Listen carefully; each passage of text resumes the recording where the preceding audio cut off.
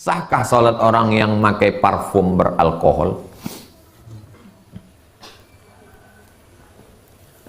Kalau ini anggur itu di Arab murah, 2 pon sekilo. Tanya Ustaz Budi.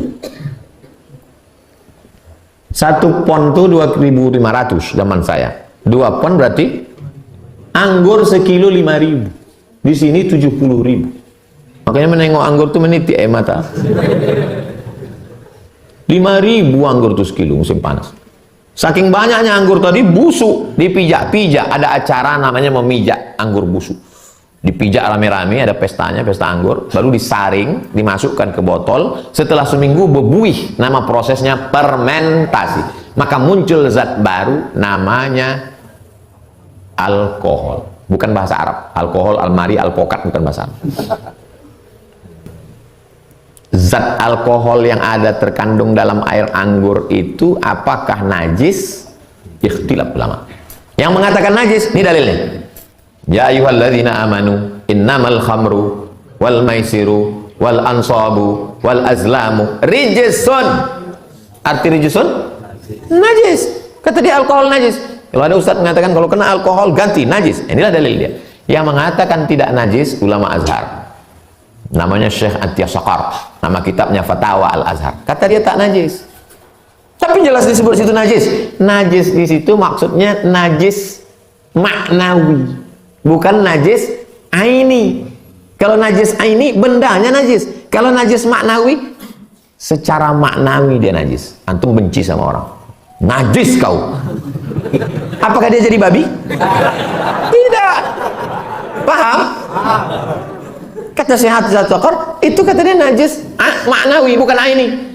Dalil yang kedua, ketika turun ayat haram khamar, sahabat Nabi yang ada di Madinah menumpahkan khamarnya ke jalan-jalan. Dan mereka waktu itu belum pakai sendal. Mereka menginjak pasir bekas khamar itu masuk ke dalam masjid dan tidak cuci kaki. Kalau najis pasti dia berwudu lagi. Itu menunjukkan bahwa dia tidak khamar. Khamar itu tidak najis. Itu dalil yang mengatakan khamar tidak najis. Kalau antum meyakini alkohol itu najis, saya hormati. Antum memegang pendapat ulama. Kalau antum mengatakan saya setuju dengan pendapat Syekh Atiyah Sakar bahwa alkohol tidak najis, antum juga tidak salah. Solusinya Pak Ustadz? Kemarin ada yang mengasih saya parfum. Kata dia, ini tidak dari alkohol, tapi dari pas saya pakai dingin. Dari apa? Dari cairan tebu.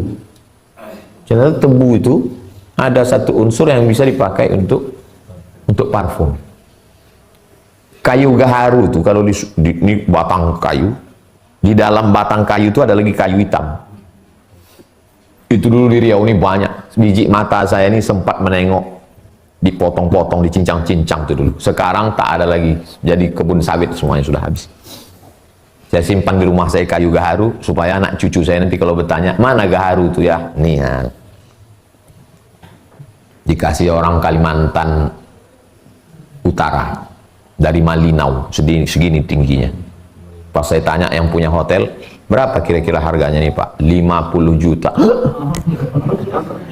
Tak saya bakar, saya simpan. Karena kalau dibakar habis. Yang saya bakar yang kecil-kecil aja. Jadi dia itu kayu gaharu itu kalau disuling keluar menetes minyaknya. Satu botolnya itu 20 juta. Yang tidak bercampur apa-apa. Itu kalau dikasihkan ke kawan menetes air mata kita.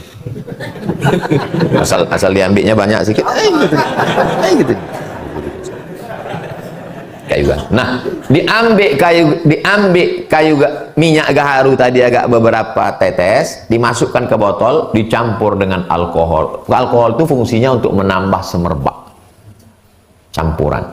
Cairan yang lainnya itu cairannya itu apa? Itulah dia yang tumbuh banyak di tanah Aceh, serai wangi. Bukan serai yang dipakai untuk gulai.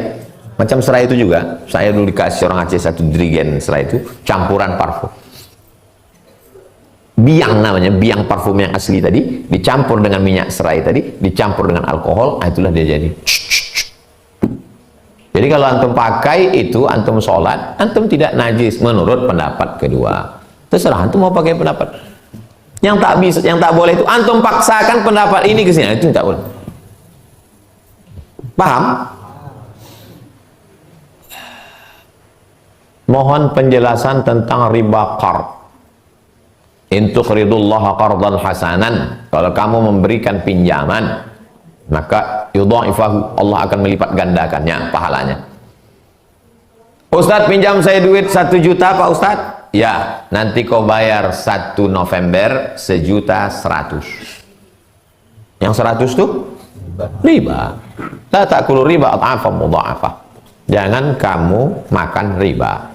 Selamatkan diri dari riba. Jangan terjebak riba. Saya ke Pekanbaru, pulang kampung 2008 sampai sekarang tidak pernah meminjam duit.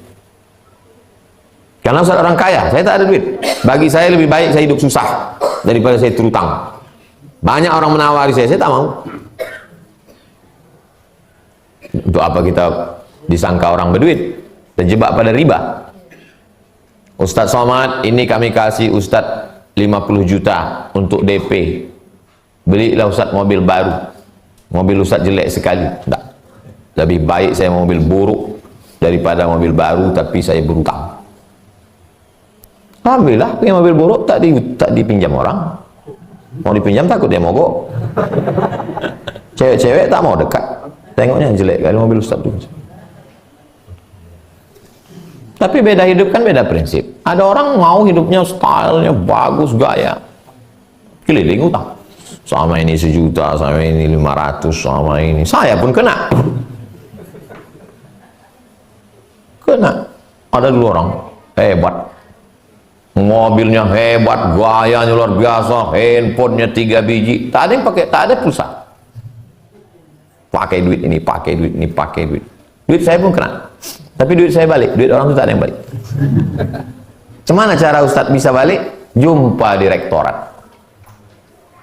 Kapan kau bayar? Nanti. Kapan kau bayar? Orangnya lebih tegap dari itu. Oh, saya sendiri sih. Kalau tak kau bayar Selasa pagi, ku kampak kepala kau. Senin sore dibayar. Saya umumkan ke grup, aku sudah dibayarnya. Oh, rame lah orang nih. Gimana caranya? Gimana caranya? Ah, gini caranya. Kalau tak kau bayar Selasa pagi, ku kapak kepala kau. Orang kalau kita lembek, dipijaknya kepala kita. Betul? Kalau mau lembut, bisa lembut. Kau bayar ya, kalau tak bayar, ku cubit nanti. Kau lembut kali. Ginjal kau ku cubit.